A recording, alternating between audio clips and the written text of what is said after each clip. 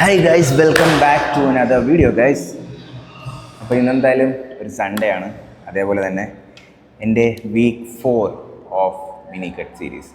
അപ്പോൾ ഞാൻ 4 വീക്കും കൂടി ഉണ്ട് മിനി കട്ട് എന്ന് പറയുന്നത്. ഈ 4 വീക്കും ശരിക്കും പറഞ്ഞാൽ നമ്മൾ നേരത്തെ തൊള്ളതിനേക്കാളും കുറച്ചും കൂടി കോൺസെൻട്രേറ്റ് ചെയ്ത് ഡയറ്റും കാര്യങ്ങളൊക്കെ സെറ്റ് ചെയ്താൽ മാത്രമേ ഞാൻ വിചാരിച്ചൊരു ലെവലിലോട്ട് എൻ്റെ ബോഡി ഫാറ്റ് പെർസെൻറ്റേജ് എത്തിക്കാൻ പറ്റൂ. ഇപ്പം അത്യാവശ്യം നല്ല രീതിയിൽ വ്യത്യാസമുണ്ട് എൻ്റെ ബോഡിയിൽ. ഓൾറെഡി അത്യാവശ്യം കുറച്ചൊന്ന് ഷ്രിങ്ക് ആയിട്ടുണ്ട്. ആപ്സൊക്കെ ചെറുതായിട്ട് 4 ആപ്സൊക്കെ കണ്ടു തുടങ്ങിയിട്ടുണ്ട്. അപ്പം ഇറ്റ് ആക്ച്വലി വർക്ക്സ്. ഇപ്പോൾ എൻ്റെ വെയിറ്റ് എന്ന് പറയുന്നത് ഏകദേശം 83.50 ആ ലെവലിൽ എത്തിയിട്ടുണ്ട്. സ്റ്റാർട്ടിങ് 85-86 അടുപ്പിച്ചിട്ടുണ്ടായിരുന്നു. പിന്നെ ഞാൻ ഇടയ്ക്കൊന്ന് നാട്ടിൽ പോയി. 2 ദിവസം മുമ്പേ നാട്ടിലായിരുന്നു. തൃശ്ശൂർ വരുന്നു, പോയിട്ട് വന്നു. നമ്മുടെ ഒരു നാച്ചുറൽ ബോഡി ബിൽഡിംഗ് കോമ്പറ്റീഷന് പോയി. ഫൺ ഫാക്ട് ഈസ്, കഴിഞ്ഞ വർഷം ഞാൻ അവിടെ ഒരു അത്ലറ്റായിട്ടാണ് പോയത്. പക്ഷേ ഈ പ്രാവശ്യം ഞാനൊരു കോച്ചായിട്ടും അതേപോലെ തന്നെ അവരുടെ ഭാഗത്തു നിന്ന് ഒരു ഗസ്റ്റായിട്ടുമാണ് ഞാൻ പോയത്. ദാറ്റ് വാസ് ആക്ച്വലി ഫീലിംഗ്, എന്ത് പറയാനാണ്, കുറച്ച് ഇമോഷണൽ ആവുന്ന രീതിയിലായിരുന്നു ഞാൻ കയറി. അതേ സ്റ്റേജിൽ തന്നെ ഞാൻ ഒരു ജഡ്ജ്മെൻറ്റ് പാനലിൽ ഞാൻ ഉണ്ടായിരുന്നു. ലൈക്ക് ഡെനിം മോഡലിങ്ങിൻ്റെ ഒരു ജഡ്ജ്മെൻറ്റ് പാനലിൽ ഞാൻ ഉണ്ടായിരുന്നു. അതേപോലെ തന്നെ പ്രൈസ് കൊടുക്കാൻ ഞാൻ സ്റ്റേജിൽ കയറി. വരുന്ന പുതിയ അത്ലറ്റ്സിന് ഞാൻ പ്രൈസ് കൊടുക്കേണ്ടി വന്നു. ഇതിനകത്ത് അവിടെ ഇരിക്കുന്ന പകുതി പേർക്ക് എന്നെ അറിയത്തില്ലായിരിക്കാം, ഞാൻ ആരാ എന്തോ ഒന്നും അറിയത്തില്ലായിരിക്കാം.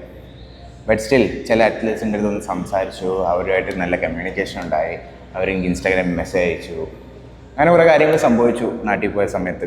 ബോഡി ബിൽഡിംഗ് കോമ്പറ്റീഷൻ പെർസ്പെക്റ്റീവിൽ ഒരു കാണിയായിട്ടാണ് ഞാൻ ഈ പ്രാവശ്യം ഇരുന്നത്.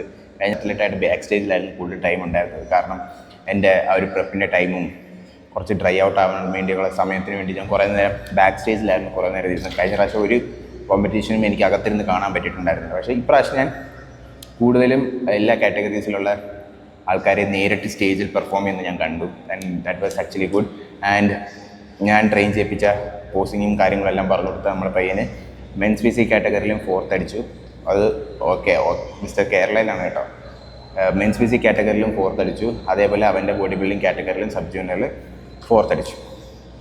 സോ നെക്സ്റ്റ് ടൈം ഇതിനേക്കാളും വലിയൊരു ടീമുമായിട്ട് നമ്മൾ ഇറങ്ങുന്നുണ്ട്. ഓൾറെഡി അതിനുള്ള പരിപാടീസ് എല്ലാം തുടങ്ങിയിട്ടുണ്ട്. അതെല്ലാം വഴി അറിയിക്കാം. അപ്പം ഇനി മെയിനായിട്ടുള്ളൊരു സംഭവം എന്ന് വെച്ച് കഴിഞ്ഞാൽ എൻ്റെ ഒരു കംബാക്കാണ് ഗൈസ്. ഈ ഒരു മിനി കട്ട് കൊണ്ട് ഉദ്ദേശിക്കുന്നത് തന്നെ അടുത്തൊരു കോമ്പറ്റീഷൻ പ്രെപ്പിലേക്കുള്ള റോഡ് മാപ്പ് പോലെയാണ്. ഒരു കണ്ടീഷനിങ് പ്രോപ്പറായി കഴിഞ്ഞാൽ ഞാനൊരു ജനുവരി, ഫെബ്രുവരി, മാർച്ചൊക്കെ ആകുമ്പോഴത്തേക്ക് എൻ്റെ കണ്ടീഷൻ ഞാൻ വിചാരിച്ച പോലെ എനിക്ക് ബോഡി ഫാറ്റ് പെർസെൻറ്റേജ് കുറഞ്ഞ് വന്നു കഴിഞ്ഞാൽ may be I will decide I will go for this. അതുവരെ ഞാൻ അതേ പ്രെപ്പിൻ്റെ ഫോളോ ബാക്കിലായിരിക്കും. സോ അങ്ങനെ കുറച്ച് കാര്യങ്ങളുണ്ട്. പിന്നെ നാട്ടിൽ പോയി കോമ്പറ്റീഷനൊക്കെ കണ്ട് വന്നതിന് ശേഷം എനിക്ക് കുറച്ച് കാര്യം മനസ്സിലായത്, അവിടെ ഞാൻ ബാക്ക് സ്റ്റേജിൽ കണ്ട കുറച്ച് കാര്യങ്ങളുണ്ട്. ലൈക്ക് ഒരു 500+ അത്ലറ്റ്സ് ഉണ്ട്, അവരുടെ ഫ്രണ്ട്സ് ഉണ്ട്, ഫാമിലി ഉണ്ട്, റിലേഷൻഷിപ്പ്, ഗേൾ ഫ്രണ്ട്സ് ഉണ്ടായിരുന്നു, ചിലരുടെ വൈഫ് ഉണ്ടായിരുന്നു, ചിലരുടെ അമ്മമാരുണ്ടായിരുന്നു. ലൈക്ക് ഒരു ഫാമിലി ആയിട്ട് വന്നൊരു കോമ്പറ്റീഷൻ ചെയ്യുക എന്നൊക്കെ പറയുന്നത് ദാറ്റ് ഈസ് ആക്ച്വലി ഒരു പ്രത്യേക ഫീലാണ്. കഴിഞ്ഞ പ്രാവശ്യം ഞാൻ ചെന്നപ്പം എൻ്റെ കൂടെ എൻ്റെ പേരൻസ് ബാംഗ്ലൂർ ആയിരുന്നു, അവർക്ക് വരാൻ പറ്റിയില്ല. അതേപോലെ തന്നെ എൻ്റെ ഫ്രണ്ട്സിനും വരാൻ പറ്റിയിട്ടുണ്ടായിരുന്നു, തൃശ്ശൂരായിരുന്നുണ്ട്. എനിക്ക് വേണ്ടി കഴിഞ്ഞ പ്രാവശ്യം എന്നെ ഹെൽപ്പ് ചെയ്യാൻ വന്നത് എൻ്റെ ഒരു ഫോളോവറാണ്. എന്ന് വെച്ചാൽ ഞാൻ എൻ്റെ വീഡിയോസ് കണ്ടിട്ട് എന്നെ ഹെൽപ്പ് ചെയ്യാൻ ഇങ്ങോട്ട് വന്നൊരു എൻ്റെ ഒരു ഫ്രണ്ടായിരുന്നു. ഫ്രണ്ടെന്ന് പറയാൻ പറ്റത്തില്ല, ഞങ്ങൾ ജസ്റ്റ് ആ ഒരു പ്രെപ്പിൻ്റെ സമയത്ത് മാത്രമാണ് ഞങ്ങൾ പരിചയപ്പെട്ടത്. ആ പുള്ളിക്കാരനാണ് വന്ന് എന്നെ ഹെൽപ്പ് ചെയ്ത് എൻ്റെ ടാനിങ് കാര്യങ്ങളെല്ലാം ചെയ്യിപ്പിച്ച് സ്റ്റേജിൽ കയറ്റിയത്. ഈ പ്രാവശ്യം ഞാൻ ചെന്നപ്പോൾ എൻ്റെ കൂടെ എൻ്റെ ചുറ്റും നിൽക്കുന്ന എല്ലാവർക്കും ഒരു കംപ്ലീറ്റ് ഗ്യാങ് ഉണ്ട്. അവരെ ഹെൽപ്പ് ചെയ്യാനും അവരെ ടാൻ ചെയ്യിപ്പിക്കാനും അവരെ സ്റ്റേജിൽ ഇറക്കാൻ ഫാമിലി ഉണ്ടായിരുന്നു. ഞാൻ ഇറങ്ങിയ പയ്യന് അവൻ്റെ അച്ഛൻ, അമ്മ, ചേട്ടൻ, ഫ്രണ്ട്സ് എല്ലാവരും കൂടിയാണ് വന്ന് ചെയ്തത്.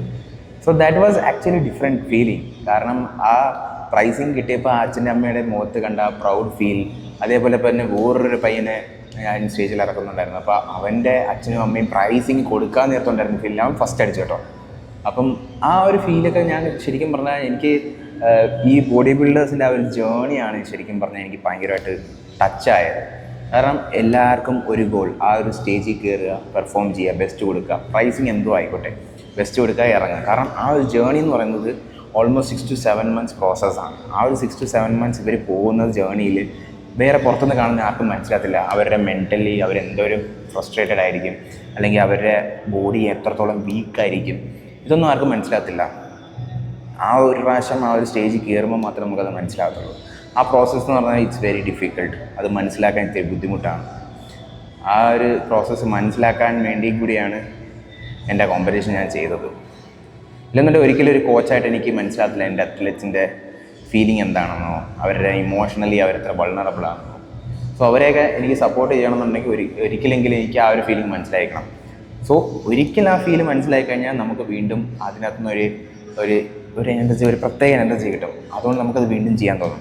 ഇപ്രാവശ്യം ഞാൻ കേരളത്തിലെ ഷോ ചെയ്യത്തില്ല എന്ന് വിചാരിച്ചിരുന്നതുകൊണ്ട് ഞാൻ ഒരു വർഷം ഗ്യാപ്പ് എടുത്തിട്ട് ഇപ്പോഴാണ് അടുത്ത വർഷത്തേക്കുള്ള ഞാൻ പ്രിപ്പയർ ചെയ്ത് തുടങ്ങുന്നത്. ഇനി ഓൾമോസ്റ്റ് 8 മാസമുണ്ട്. 8 മാസം മുന്നേ ഞാൻ തീരുമാനിച്ചു, ഓക്കെ ഞാൻ വരുന്ന ബാംഗ്ലൂരിലുള്ള ഒരു കോമ്പറ്റീഷൻ ചെയ്യാൻ വേണ്ടി ഇപ്പോഴേ തീരുമാനിച്ച് പ്രോസസ്സിങ്ങിലായി. അത് കംപ്ലീറ്റ് ആവും എന്ന് തോന്നിയാൽ മാത്രമാണ് ഞാൻ ഇറങ്ങത്തുള്ളൂ. കാരണം നമുക്ക് ഒരുപാട് കാശ് ചിലവുള്ള പരിപാടിയാണ്, ടൈം വേണം, നമ്മുടെ പേഴ്സണൽ ലൈഫ് ഇതുമായിട്ട് ബാലൻസ് ആവണം, എല്ലാം ഉണ്ട്. ഇപ്പം ബാംഗ്ലൂരിൽ ഷോ ചെയ്യാമെന്നെങ്കിൽ എനിക്ക് കുറച്ചും കൂടി എളുപ്പമായിരിക്കും. എനിക്കധികം ട്രാവൽ ചെയ്യേണ്ട, എനിക്ക് എൻ്റെ ജോലിയുടെ ഇടയ്ക്ക് തന്നെ ഇതൊക്കെ ചെയ്തു പോകും. സോ അങ്ങനെ ഒരു കാര്യം ഉള്ളതുകൊണ്ടാണ് ഞാൻ ഒരു ബാംഗ്ലൂർ ഷോ ചെയ്യാമെന്ന് വിചാരിച്ച് ഇറങ്ങി നിൽക്കുന്നത്. So that's how I am planning to do something. നമുക്ക് നോക്കാം എന്തായിരിക്കും എവിടെ ചെന്നെത്തും എന്നൊക്കെ നമുക്ക് നോക്കാം. അപ്പോൾ ഇന്നത്തെ വർക്കൗട്ട് എന്ന് പറഞ്ഞാൽ നമ്മൾ ഫുൾ ഡേ ആണ്. കഴിഞ്ഞ പ്രാവശ്യം ഞാൻ എൻ്റെ വീക്ക് 3 ഞാൻ പുഷ് ഡേ ആണ് കാണിച്ചത്. ഈ പ്രാവശ്യം നമ്മൾ കാണിക്കാൻ പോകുന്നത് ഫുൾ ഡേ ആയിരിക്കും. സോ ഒരു ഫുൾ ഡേ വർക്കൗട്ട് എങ്ങനെ പോകുന്നു നമുക്ക് നോക്കാം. എനിക്ക് ഫുൾ ഡേയിൽ അധികം വേരിയേഷൻസ് ഒന്നുമില്ല. മാക്സിമം 4 വേരിയേഷൻസ്, അതും ബാക്കിന് 4 വേരിയേഷൻസ്, പിന്നെ ബൈസെപ്സിനും 2-3 വേരിയേഷൻസ്, അത്രേ ഉള്ളൂ. സോ ഫസ്റ്റ് വർക്കൗട്ടായിട്ട് നമ്മൾ എല്ലാ പ്രാവശ്യം ചെയ്യുന്ന പോലെ ലാറ്റ്സ് ഫുൾ ഡൗണിൽ തന്നെ തുടങ്ങുകയാണ്. ഇതിനകത്തൊരു 2 വേരിയേഷൻസ് ഈ മെഷീനിൽ തന്നെ തീരും. 2 warm up sets, 3 working sets.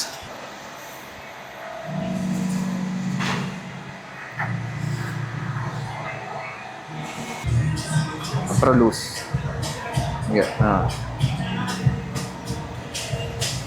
നമുക്ക് നോക്കാം.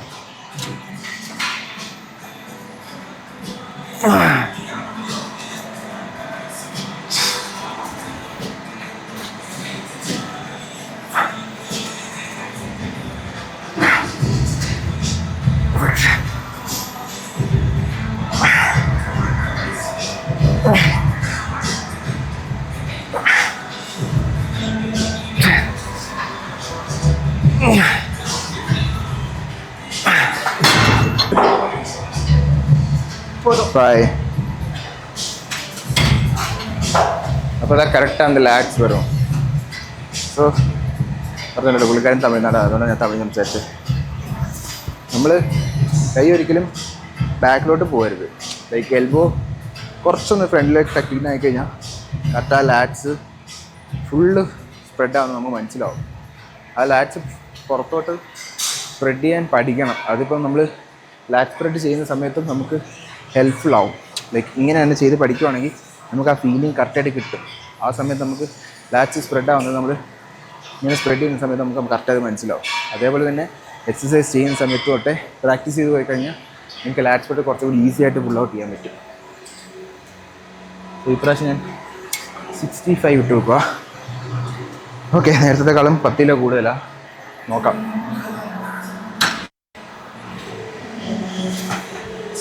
One, 2, 3,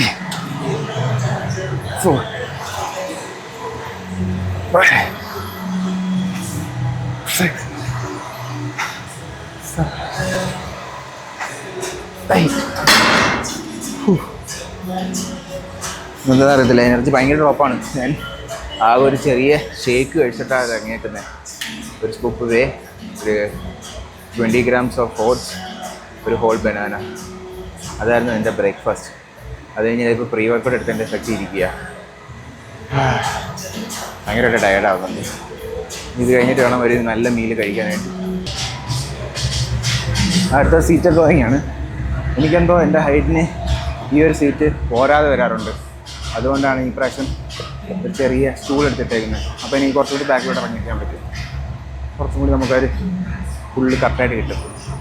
so seat drawing 3 sets.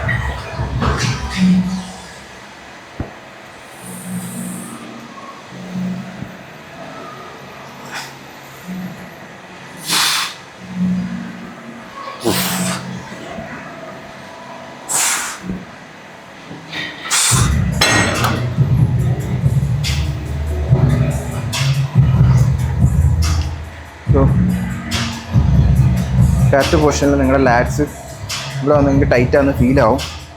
കുറച്ചൊന്ന് സ്ട്രെച്ച് ചെയ്ത് മുന്നോട്ട് പോകുന്ന സമയത്ത് സ്ട്രെച്ച് ചെയ്ത് ലീൻ ചെയ്ത് ഈ ഒരു പൊസിഷനിൽ നിങ്ങൾ ഇരിക്കുകയാണെന്നുണ്ടെങ്കിൽ നിങ്ങൾക്ക് ആ മിഡ് സെക്ഷൻ പ്രോപ്പറായിട്ട് ഫീൽ ആവും. ട്രൈ ചെയ്ത് നോക്കുക. ചിലർക്കത് പൊസിഷൻ അൺകംഫർട്ടബിൾ ആണെന്നുണ്ടെങ്കിൽ നിങ്ങളത് ചെയ്യണമെന്നില്ല. എൻ്റെ ഒരു അഭിപ്രായം പറഞ്ഞതേ ഉള്ളൂ. നിങ്ങൾക്ക് വേണമെങ്കിൽ ട്രൈ ചെയ്ത് നോക്കാം. ഇതാണ് നോർമലി എല്ലാവരും ചെയ്യുന്ന പൊസിഷൻ. അവിടെ നിന്ന് ജസ്റ്റ് ഒന്ന് കുറച്ച് ലീൻ ചെയ്യുക, വലിയ ബട്ടൺ എടുത്തോട്ട് പുൾ ചെയ്യുക. ഈ സമയത്ത് നിങ്ങളുടെ എൽബോ, നിങ്ങളുടെ ബാക്ക് കഴിഞ്ഞ് പോകണം, ലൈക്ക് നിങ്ങളുടെ ബോഡി കഴിഞ്ഞ് പോകണം. എൽബോ ഇവിടെ എത്തുമ്പോഴത്തേക്ക് നിങ്ങൾക്കൊരു കൺട്രാക്ഷൻ കിട്ടും. കറക്റ്റ് ഇതിനോട് ചേർന്ന് നിൽക്കുവാണെങ്കിൽ നിങ്ങൾക്കൊരു കൺട്രാക്ഷൻ കിട്ടും. ഈ സമയത്ത് നിങ്ങളുടെ ഫുൾ ബാക്ക് സെക്ഷൻ, അപ്പർ ബാക്കിൻ്റെ നടുക്ക് നിന്ന് ഫുൾ മിഡ് സെക്ഷൻ നല്ല പീക്ക് കോൺട്രാക്ഷൻ ആയിരിക്കും. സോ ട്രൈ ചെയ്ത് നോക്കുക. എനിക്കിനി ഇത് 2 സെറ്റും കൂടി ഉണ്ട്.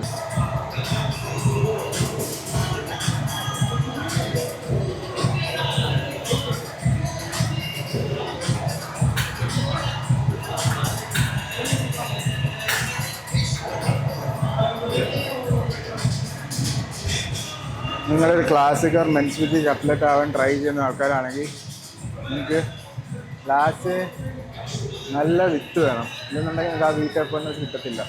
അതുകൊണ്ട് മാക്സിമം ലാറ്റ്സ് ഗ്രോ ചെയ്യാൻ നോക്കുക. ഞാൻ കണ്ടിട്ടുള്ള മോസ്റ്റ്ലി എല്ലാ അത്ലറ്റ്സിനും അപ്പർ ബാക്ക് നല്ല സ്ട്രോങ് ആയിരിക്കും, പക്ഷേ ലാറ്റ്സ് വളരെ ചെറുതായിരിക്കും. ലാറ്റ്സ് ഓൾമോസ്റ്റ് ഇവിടുന്ന് സ്റ്റാർട്ട് ചെയ്യും. അപ്പം സ്ട്രെച്ച് ചെയ്യുന്ന സമയത്ത് നമുക്ക് ആ വിത്ത് മനസ്സിലാവും, കണ്ടോ? അപ്പോൾ ആ വിത്ത് വരാൻ വേണ്ടി നിങ്ങൾ മാക്സിമം ലാറ്റ്സ് സ്പ്രെഡ് അല്ലെങ്കിൽ ലാറ്റ് പുൾ ഡൗൺ അങ്ങനത്തെ സാധനങ്ങളൊക്കെ ചെയ്ത് മാക്സിമം ലാറ്റ്സിന് വിത്ത് കൂട്ടാൻ നോക്കുക. ലാറ്റ്സിന് വിത്ത് ഇല്ലെന്നുണ്ടെങ്കിൽ ഒരു കാര്യമില്ല. പ്രത്യേകിച്ച് മെൻസ് ഫിസിക്, ക്ലാസിക് രണ്ടിനും നല്ല ഷേപ്പ് വേണം, എസ്തെറ്റിക്നെസ് വേണം, ബി ടേപ്പറിന് വേണം.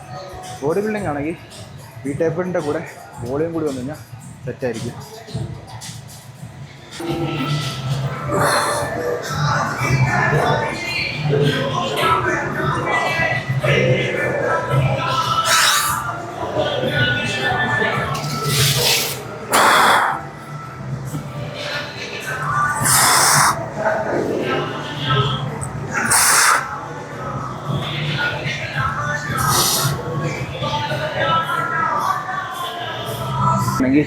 ഇത് ജസ്റ്റ് ഷോ ഓഫിന് വേണ്ടിയല്ല, നിങ്ങളുടെ ഗ്രിപ്പ് സ്ട്രെങ്ത് കൂട്ടാൻ നിങ്ങൾക്ക് ഹെൽപ്പ് ചെയ്യും. കാരണം ഇങ്ങനത്തെ പുള്ള് ചെയ്യുന്ന സമയത്ത് നിങ്ങളുടെ ഗ്രിപ്പ് സ്ട്രെങ്ത് വീക്ക് ആണെങ്കിൽ ബാക്ക് ഫെയിലാകുന്ന നിങ്ങളുടെ കൈയുടെ ഗ്രിപ്പ് പോയിട്ട് നിങ്ങൾ വെക്കും. സോ ഇങ്ങനത്തെ ഒരു സാധനം ഉണ്ടെങ്കിൽ നല്ല രീതിയിലുള്ള ഗ്രിപ്പ് സ്ട്രെങ്ത് നിങ്ങൾക്ക് കിട്ടും. ജസ്റ്റ് ഇങ്ങനെ റൊട്ടേറ്റ് ചെയ്യുക, ഹോൾഡ് ചെയ്യുക, ഇവിടത്തില്ല, ലൈക്ക് ഉണ്ടാ ഒരു പരിധി വരെ നമുക്ക് പിടിച്ചു നിർത്താൻ പറ്റും. അതുകൊണ്ടാണ് ഇങ്ങനത്തെ സ്ട്രാപ്സ് ഉപയോഗിക്കുന്നത് പറയുന്നത്. ഇതിനകത്ത് തന്നെ നമുക്ക് 2 വേരിയേഷൻ ചെയ്യാം. ഇത് upper back, this is for mid section and lats. So ഞാനിത് രണ്ടും ചെയ്യാറുണ്ട്. പക്ഷേ ഞാൻ ശരിക്കും പറഞ്ഞാൽ എൻ്റെ ഫുൾ ഡേ 2ആയിട്ട് സ്പ്ലിറ്റ് ചെയ്ത് ചെയ്യാറ്. പക്ഷേ ഈ ആഴ്ച ഞാൻ നാട്ടിൽ പോയേക്കുന്നതുകൊണ്ട് എനിക്ക് എൻ്റെ ഫുൾ ഡേ മിസ്സായി. അതുകൊണ്ട് ഇന്ന് കംപ്ലീറ്റ്ലി കുറച്ചൊന്ന് ഹെവി ആയിട്ട് പോവുക. ഒരു 2 വേരിയേഷൻ എക്സ്ട്രാ കാണും. അതുകൊണ്ട് നിങ്ങൾ തന്നെ ഫോളോ ചെയ്യണമെന്നൊന്നുമില്ല. നിങ്ങൾക്ക് നിങ്ങളുടെ ടൈം അനുസരിച്ച് നിങ്ങളുടെ സ്പ്ലിറ്റ് സെലക്ട് ചെയ്യുക, അത് നിങ്ങൾ തന്നെ കസ്റ്റം ചെയ്യുക, വർക്കൗട്ട് ചെയ്യുക. ആ മനോജ് 2 കൈ പിന്നാടി പൊട്ടും, കൈ മട്ടും പിന്നാടി പൊട്ടും. യെസ് 3 കൈ മട്ടും പിന്നാടി പൊട്ടും. 4 വെരി ഗുഡ്. 5 6 7 8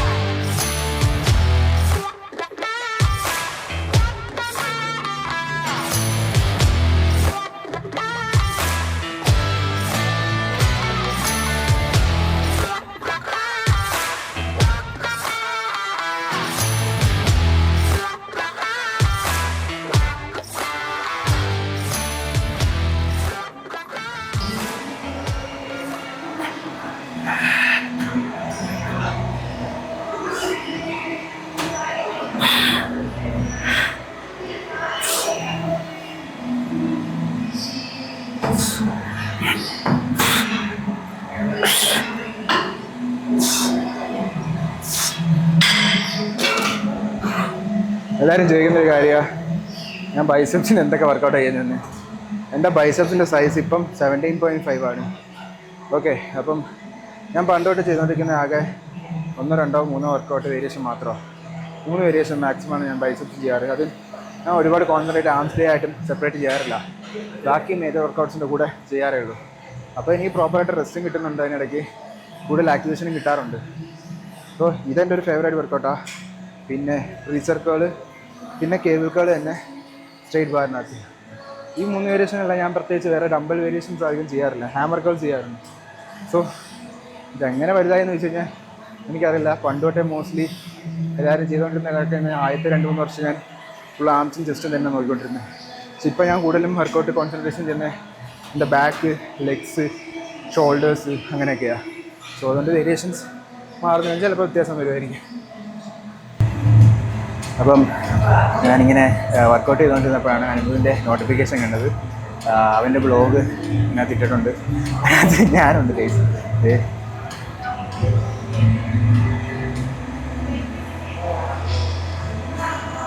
അപ്പോൾ അങ്ങനെ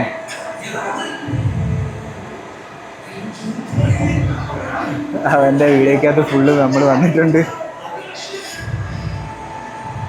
അപ്പം ഇത് ഇനി വീട്ടിൽ ചെന്നിട്ട് മൊത്തത്തിൽ ഇരുന്ന് കാണണം.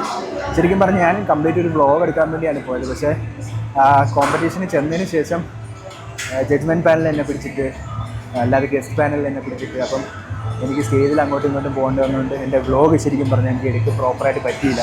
പിന്നെ എനിക്ക് തോന്നുന്നു ഞാനും അനന്തമായിട്ടുള്ള ഒരു ചെറിയ മിഡ് സെക്ഷൻ മാത്രമേ എനിക്ക് പ്രോപ്പറായിട്ട് റെക്കോർഡായിട്ടുള്ളൂ. ഒരു ക്യാമറമാൻ ഇല്ലാത്തതിൻ്റെ എല്ലാ വിഷമവും എനിക്ക് ആ ഒരു ഇതിനകത്ത് ഉണ്ടായിരുന്നു. അപ്പോൾ എന്തായാലും ഞാൻ നോക്കട്ടെ, വീട്ടിൽ ചെന്നിട്ട് ഞാൻ എൻ്റെ ക്യാമറയ്ക്കകത്തുള്ള ഫുട്ടേജ് കോപ്പി ചെയ്തിട്ടുള്ളത് ഇങ്ങനെ ഔട്ടെന്ന് പോലും നോക്കിയിട്ടില്ല. പറ്റുന്നുണ്ടെങ്കിൽ എൻ്റെ വ്ളോഗ് അതിനകത്ത് സെറ്റ് ചെയ്തെടുക്കണം.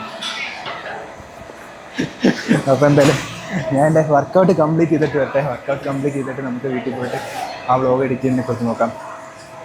അപ്പോൾ നിങ്ങളെന്തായാലും ഈ വീഡിയോ ഒന്ന് കാണുക, ഞാനും അത് പോസ്റ്റ് ഇട്ടേക്കാം.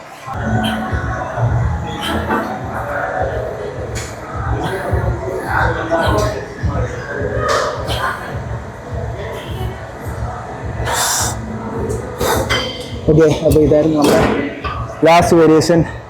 ഇന്നത്തെ വർക്കൗട്ട് ഞാൻ ഇവിടെ കംപ്ലീറ്റ് ചെയ്യാണ്. 7, 8, 9, 10, 11. സോ അതായിരുന്നു എൻ്റെ ലാസ്റ്റ് വേരിയേഷൻ. ഇനി എനിക്ക് വർക്കൗട്ട് ചെയ്യാനുള്ള എനർജി ഇല്ല. ഇപ്പോൾ ഓൾമോസ്റ്റ് 1 മണിയായിട്ടുണ്ട്. ഇനി വൈകിട്ട് ചിലപ്പം കാർഡിയോ ചെയ്യാൻ വേണ്ടി നടക്കാറുണ്ട്. അപ്പം രാവിലത്തെ ആ ഒരു ബ്രേക്ക്ഫാസ്റ്റ് കംപ്ലീറ്റ് കഴിഞ്ഞു. ഇന്ന് ചെയ്യാനുള്ള എനർജി എനിക്കില്ലാത്തതുകൊണ്ട് ഞാൻ ഇവിടെ വർക്കൗട്ട് നിർത്തുവാണ്. ബൈസെപ്സൊക്കെ അത്യാവശ്യം നല്ല പമ്പായിട്ടുണ്ട്, ബാക്ക് നല്ല പമ്പായിട്ടുണ്ട്.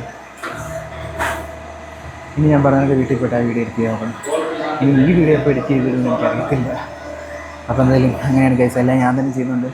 എനിക്ക് ടൈം എടുക്കുക എല്ലാം ചെയ്യാനായിട്ട്, സമയത്തിനനുസരിച്ച്. പിന്നെ പുതിയൊരു സ്ക്വാഡ് വരുന്നുണ്ട്. ആ സ്ക്വാഡിൻ്റെ പുറകിലുള്ള ഓട്ടം തുടങ്ങിയിട്ടുണ്ട്. സോ അതെല്ലാം കൂടി ഉള്ളതുകൊണ്ട് takes time. I'm winding up the video here. പിന്നെ week 4 of my mini cut-ആണ്. അടുത്ത വീക്കിൽ കാണാം മറ്റൊരു വർക്കൗട്ടുമായി. Until then, bye bye.